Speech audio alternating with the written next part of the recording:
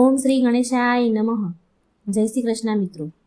આજે આપણે સૂર્ય ભગવાનની પત્ની સંધ્યાદેવીની કથા સાંભળીશું.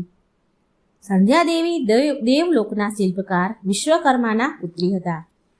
સંધ્યાદેવી દિવસ રાત પ્રખર તાપ સૂર્યનારાયણના તેજ તાપમાં રમતા હતા. જેમ કે સૂર્યદેવના તેજના કિરણો, આ પ્રખર તાપ એમના પર કોઈ અસર જ ન થતો હોય. સંધ્યાદેવી જ્યારે મોટા થયા તો એક દિવસ વિશ્વકર્મા અને તેમની પત્નીએ સંધ્યાને એક ચિત્તે મંત્રમુગ્ધ થઈને સૂર્યદેવને નિહાળતા જુએ છે.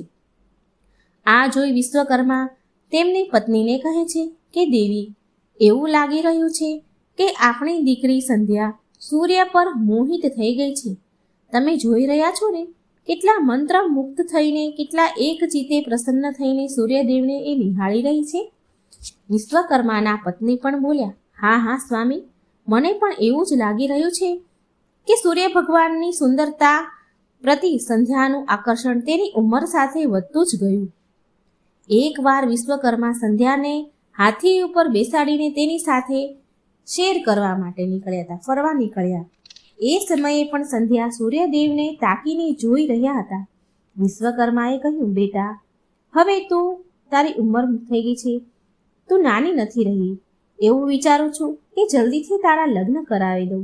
મને કહે કે કયા દેવ તને પસંદ છે, તું કયા દેવને પસંદ કરે છે? એટલે સંધ્યાદેવી બોલ્યા કે પિતાજી, આકાશમાં સૂર્યથી વધારે તેજસ્વી બીજું કોઈ નથી. એટલે વિશ્વકર્મા કહે છે, સારું, તો પછી સૂર્યદેવ સાથે તારા વિવાહ કરાવી દઈશ. પછી વિશ્વકર્મા તેમની પુત્રી સંધ્યાને લઈને સૂર્ય ભગવાન પાસે ગયા. વિશ્વકર્માએ સૂર્યદેવને તેની પુત્રીની ઈચ્છા કહી સંભળાવી કે મારી પુત્રી સંધ્યા તમને પસંદ કરે છે અને તમારી સાથે વિવાહ કરવા માંગે છે.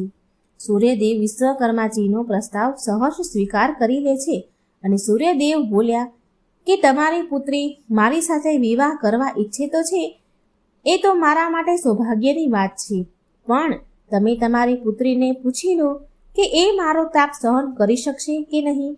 આ સાંભળી વિશ્વકર્માજી સંધ્યાદેવીને એક તરફ લઈ ગયા અને પૂછ્યું કે તે સૂર્યદેવે કહ્યું તે તમે સાંભળ્યું કે તેમનો તાપ તું સહન કરી શકીશ કે નહીં? સહન કરી લઈશ ખરી બધી જ ઋતુઓમાં?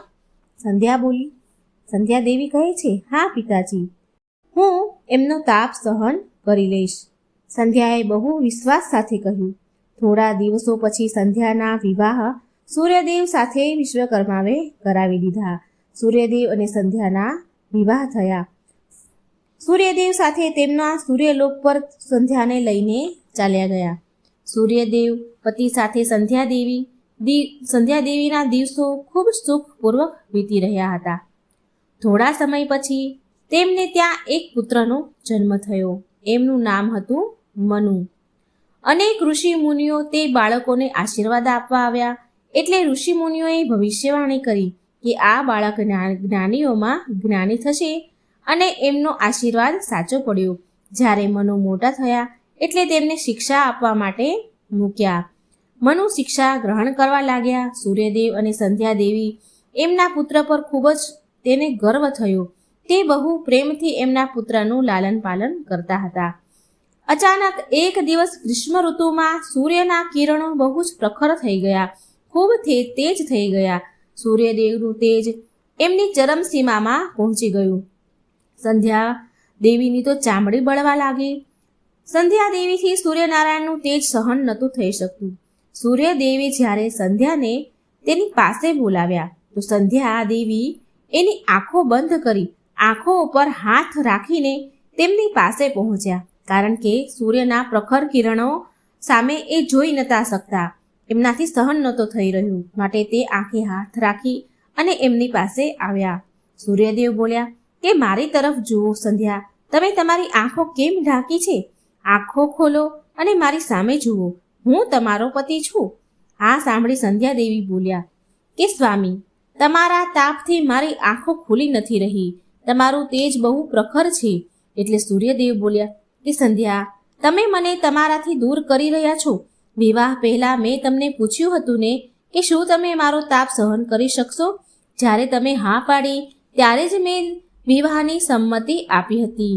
તમારી સાથે વિવાહ કરવાના મેં સ્વીકાર કર્યા હતા, પણ હવે તમે તમારા આપેલા વચનથી ફરી રહ્યા છો. સૂર્ય ભગવાન બહુ ગુસ્સે થઈને બોલ્યા. સંધ્યા દેવી બોલ્યા કે સ્વામી, એમાં મારો શું દોષ છે? આમાં મારો કોઈ દોષ નથી. તમારો તાપ જ એટલો પ્રખર છે કે હું સહન નથી કરી રહી શકતી. આ સાંભળી સૂર્યદેવ વધારે ને વધારે ક્રોધે ભરાયા અને બોલ્યા, સાંભળો સંધ્યા, પ્રાણવાળી વસ્તુઓ જેમાં જીવ છે એ બધા જ જીવિત રાખવાવાળો હું છું, પણ તમે મારી સામે આંખો બંધ કરી લીધી છે. હવે જે તમારા ગર્ભમાંથી જે બાળક ઉત્પન્ન થશે તે યમ હશે. યમ એટલે કે મૃત્યુના દેવતા. સૂર્યદેવના આટલું બોલતા જ સંધ્યા ત્યાંથી જવા માંગતા હતા, પણ બાળકોનો મોહ તેમને બહુ જ હતો. સંધ્યા દેવીએ એની એક છાયા પ્રગટ કરી. એમનું બીજું રૂપ જે છાયા હતું તેમને પ્રગટ કરી. તે બિલકુલ સંધ્યાનું જ રૂપ હતું. સંધ્યાએ છાયાની મદદ લેવાનો નિર્ણય કર્યો. સંધ્યા દેવીએ એનાથી માયાવી છાયા પ્રગટ કરી અને એની મદદ લીધી. સંધ્યાએ છાયાને બોલાવી અને તેમની સમસ્યા કહી. સંધ્યા દેવી એમના બાળકોને અને પતિને એમ જ મૂકીને જવા માંગતા ન હતા. એની જવાબદારી કોઈને સોંપીને જવા માંગતા હતા. માટે સંધ્યા દેવીએ એમનામાંથી છાયા ઉત્પન્ન કરી અને માયાવી છાયાને એની પાસે એની મદદ માંગી. સંધ્યાએ છાયાને બધી જ વાત કહી અને છાયા બોલી કે હું શું મદદ કરી શકું છું. સંધ્યાએ કહ્યું કે તું સંધ્યા બનીને, ભલે તું છાયા છે પણ મારા પતિ પાસે સંધ્યા બનીને રહે. મારા બાળકોનું સંભાળ રાખજે. મારાથી આ પ્રખર તાપ સૂર્યદેવનો નથી સહન થતો, માટે હું અહીંથી જવા માંગુ છું. એટલે તો મારી પાછળ મારા પતિનું બરાબર ધ્યાન રાખજે, મારા બાળકોનું પણ ધ્યાન રાખજે. છાયા બોલી, જો સૂર્યદેવ મને પૂછશે તો હું શું જવાબ આપીશ? સંધ્યાએ કહ્યું, તું એમ કહી દે છે કે હું સંધ્યા છું, કોઈ ભેદ ખોલતી નહીં. તું મારા પતિ પાસે જા અને મારા બાળકોની સંભાળ રાખ. એટલે છાયાએ બધું જ સ્વીકારી લીધું. હા, હું બધું જ કરીશ એમ કહ્યું. મારી એક શરત છે. છાયા સંધ્યા પાસે શરત મૂકે છે કે જો કોઈ પણ વાર સૂર્યદેવ મારી ઉપર ક્રોધે ભરાયા અને જો શ્રાપ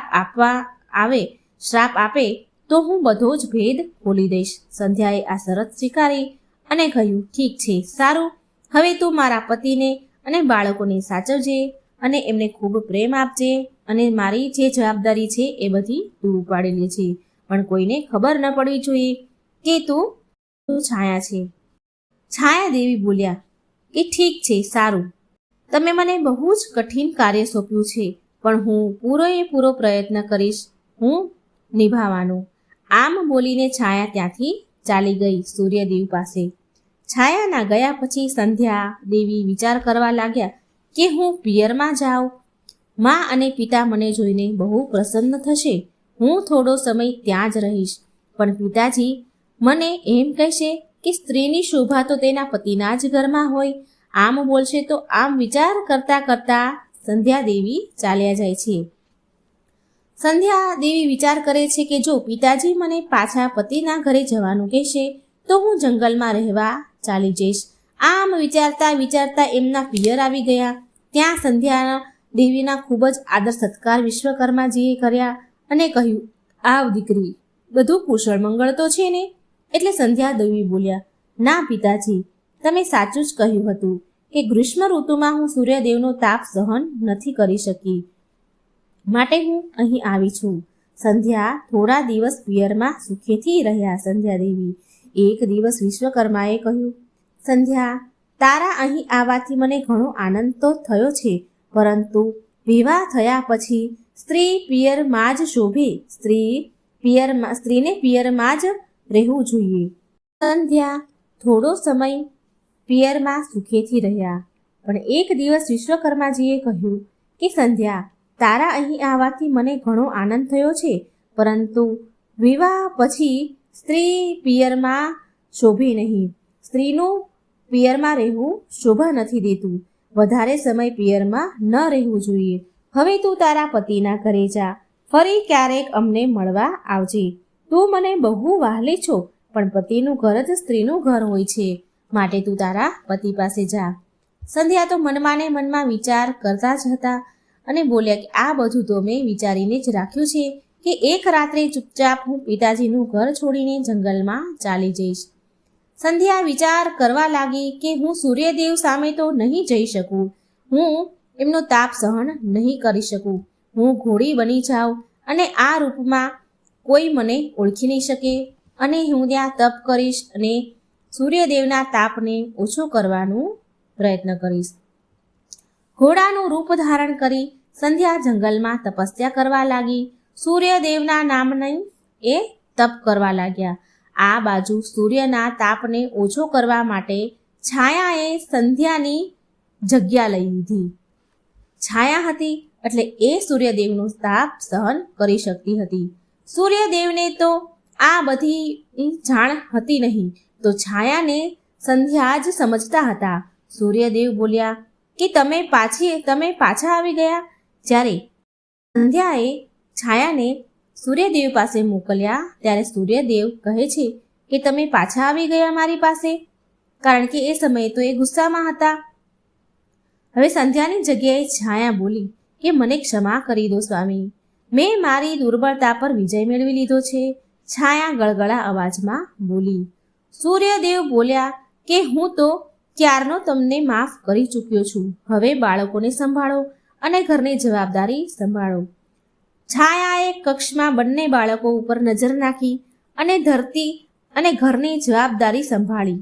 છાયા હવે આ ઘરમાં સુખેથી રહેવા લાગ્યા અને બાળકોને પણ સંભાળવા લાગ્યા અને રોજ વિચારતા હતા કે સંધ્યાને કેમ આટલું બધું ઘર સારું છોડવું પડ્યું, આટલું બધું સરસ ઘર, સૂર્યદેવનો ત્યાગ કરવો પડ્યો. હવે એ પાછી ક્યારે આવશે કે નહીં, કાયમ સંધ્યાના વિચાર છાયાને આવતા હતા. સમય જતાં છાયાને એક પુત્ર થયો. પુત્રને જન્મ આપ્યા પછી છાયાને ચિંતા થવા લાગી અને મનમાં ને મનમાં એવું વિચારતા હતા કે મારે એ ન ભૂલવું જોઈએ કે મેં સંધ્યાની જગ્યા લીધી છે, સંધ્યાની જ હું છાયા છું. છાયાએ ફરી એક પુત્ર અને પુત્રીને જન્મ આપ્યો. હવે પછી છાયાનો વ્યવહાર બદલવા લાગ્યો. એ એનું ઘર અને પતિ માનીને જ રહેવા લાગી. ઘર ગૃહસ્થીમાં એને ગમી ગયું. છાયા એના બાળકોને તો બહુ પ્રેમ કરતા હતા, પણ સંધ્યાના બાળકો સાથે એ દુર્વ્યવહાર કરવા લાગ્યા. પુત્ર મનુએ એમની માતાના વ્યવહારને નજરઅંદાજ કરી દીધા હતા, કારણ કે એ સંધ્યાના પુત્ર હતા. તો એમની સાથે છાયા થોડો દુર્વ્યવહાર કરવા લાગ્યા. યમ અને યમુના સાથે પણ દુર્વ્યવહાર કરવા લાગ્યા. પુત્ર મનુ તો આ બધું સહન કરી લેતા હતા, મનમાં લેતા ન હતા, પણ યમને એનો વ્યવહાર ખટકતો હતો. માતા છાયાનો વ્યવહાર ખટકતો હતો. મનુ અને યમ એવી વાતો કરતા કે માતા છાયાનો યમુના બહેન સાથે આવો વ્યવહાર કરવો એ ઠીક નથી. તે એમના બાળકો સાથે તો કેટલો સરસ પ્રેમથી વ્યવહાર કરે છે અને આપણે ભાઈ બહેન સાથે નફરત કરે છે. એક દિવસ તો હદ પાર થઈ ગઈ. એકવાર માતા છાયાએ યમુના પર પ્રહાર કર્યો, યમુનાને માર્યું, વાળ પકડ્યા અને મારતા હતા. તો યમદેવથી આ સહન ન થયું, એટલે માતાને મારતા જોઈ અને યમદેવથી રહેવાયું નહીં, એટલે તેમણે જઈને માતા છાયાનો હાથ પકડી લીધો અને બોલ્યા કે બસ માતા, હવે તમે યમના પર હાથ નહીં ઉપાડો. માતા છાયાને યમ પર ક્રોધ આવ્યો અને બોલ્યા કે મને કેમ રોકી, તમારી હિંમત કેમ થઈ મારો હાથ પકડવાની? એટલે આ વ્યવહાર યમનું માતા છાયાને ન ગમ્યું અને કહ્યું કે હું બધું જ તમારા પિતાજીને જઈને કહી દઈશ કે તમે મારી જોડે કેવો વ્યવહાર કર્યો.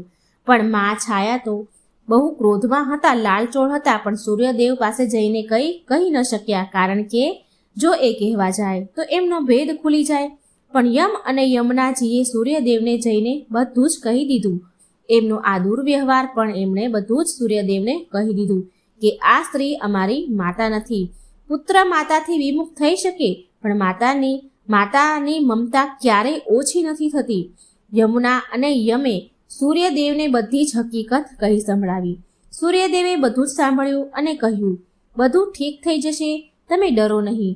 આમ કરી અને બાળકોને શાંત કર્યા. બાળકોના ગયા પછી સૂર્યદેવ પણ વિચારમાં પડી ગયા કે બાળકો સાચું જ કહે છે, આ કોઈ માયાવી સ્ત્રી લાગે છે. સૂર્યદેવ બહુ ક્રોધે ભરાયા અને છાયા પાસે પહોંચ્યા અને છાયા પર બહુ ક્રોધ કર્યો અને પૂછ્યું કે તમે કોણ છો? તમે સાચું કહો, નહીંતર તમને કઠોર દંડ આપીશ. છાયા ડરના મારે થરથર ધ્રુજવા લાગી. બોલી કે ઊભા રહો સ્વામી, હું સંધ્યાની છાયા છું. હું સંધ્યા નથી, પણ એની છાયા છું. સંધ્યા તેના ઘરની જવાબદારી અને બાળકોની સંભાળ કોઈને સોંપ્યા વગર જવા નથી માંગતી, માટે તેણે મને તમારી પાસે મોકલી હતી. સૂર્યદેવ બોલ્યા, તો સંધ્યા ક્યાં છે? છાયા બોલી કે એના પિતાને ત્યાં. સૂર્યદેવ સીધા વિશ્વકર્મા પાસે ગયા અને બોલ્યા, સંધ્યા ક્યાં છે? વિશ્વકર્માજી બોલ્યા કે સંધ્યા તમારા તેજને સહન નથી કરી શકતી અને તમારા તેજથી બચવા માટે એ અહીં આવ્યા હતા અને તમારા તેજને ઓછું કરવા માટે એ તપ કરવા ગયા છે. સૂર્યદેવ બોલ્યા, એ તો હવે સંધ્યા ક્યાં છે? વિશ્વકર્માએ ધ્યાન કર્યું અને કહ્યું કે સંધ્યાએ ઘોડીનું રૂપ લઈ લીધું છે અને જંગલમાં તમારા નામનું તપ કરે છે, તપસ્યા કરી રહ્યા છે તમારું તેજ ઘટાડવા માટે. સૂર્યદેવ બોલ્યા, તો સૂર્યદેવે વિશ્વકર્માજીને વિનંતી કરી અને કહ્યું કે તમે મારું તેજ ઘટાડી દો. તમે એવું કંઈક કરો કે મારું તેજ ઘટી જાય અને સંધ્યા મારી પાસે પાછી આવી જાય. વિશ્વકર્માજીએ સૂર્યદેવના તેજના પ્રકાશનો 8મો ભાગ ઝાટકી નાખ્યો, 8મો ભાગ કાપી નાખ્યો, જેનાથી તેમનું તેજ ઘટી ગયું. અને આ જે તેજ 8મો ભાગ કાપ્યો એના બધા જ દેવોના શસ્ત્ર બન્યા હતા. તેજ ઘટી ગયું અને વિશ્વકર્મા અને સૂર્યદેવ સંધ્યાને શોધવા નીકળ્યા. તેમણે રસ્તા પર ચાલતા લોકોને પૂછ્યું, જંગલમાં ગયા અને લોકોને પૂછ્યું કે અહીં કોઈ ઘોડી જોઈ છે તમે? તો એક વ્યક્તિ બોલ્યો કે હા, અમે એક અજીબ ઘોડી જોઈ છે જે નદી પાસે વિચરણ કરતી હતી અને એમાં અલગ લક્ષણ હતા એ ઘોડીમાં. વિશ્વકર્મા અને સૂર્યદેવજીએ તે વ્યક્તિને પૂછ્યું કે વિલક્ષણ એટલે કેવા લક્ષણ હતા? એટલે તે વ્યક્તિએ કહ્યું કે એ ઘોડી માનવીની ભાષા બોલતી હતી. સૂર્યદેવ સમજી ગયા કે આ બીજું કોઈ નહીં પણ સંધ્યા જ હશે. સૂર્યદેવ તે જગ્યા પર ગયા શોધતા જ્યાં પેલા વ્યક્તિએ ઘોડી છે એવું કહ્યું હતું. શોધતા ઘોડી પાસે આવ્યા અને બોલ્યા કે સંધ્યા, હું સૂર્ય છું, તમારો પતિ છું. હવે આ ઘોડીનું રૂપ ત્યાગી દો અને તમારા મૂળ સ્વરૂપમાં આવી જાઓ. સંધ્યા બોલી કે જ્યાં સુધી સૂર્યદેવ મારી મનોકામના પૂરી નહીં થાય ત્યાં સુધી આ રૂપનો હું ત્યાગ નહીં કરું. સૂર્યદેવ બોલ્યા કે તમારી મનોકામના પૂરી થઈ ચૂકી છે. વિશ્વકર્માજી પણ બોલ્યા, હા સંધ્યા, સૂર્યદેવ સાચું કહે છે. મેં એમના તેજ પ્રખરના 8મા ભાગ કાપી નાખ્યો છે. એમનું તેજ, એમનો તાપ હતો એનો 8મો ભાગ મેં કાપી નાખ્યો છે. હવે તમે એમનું તેજ સહન કરી શકશો.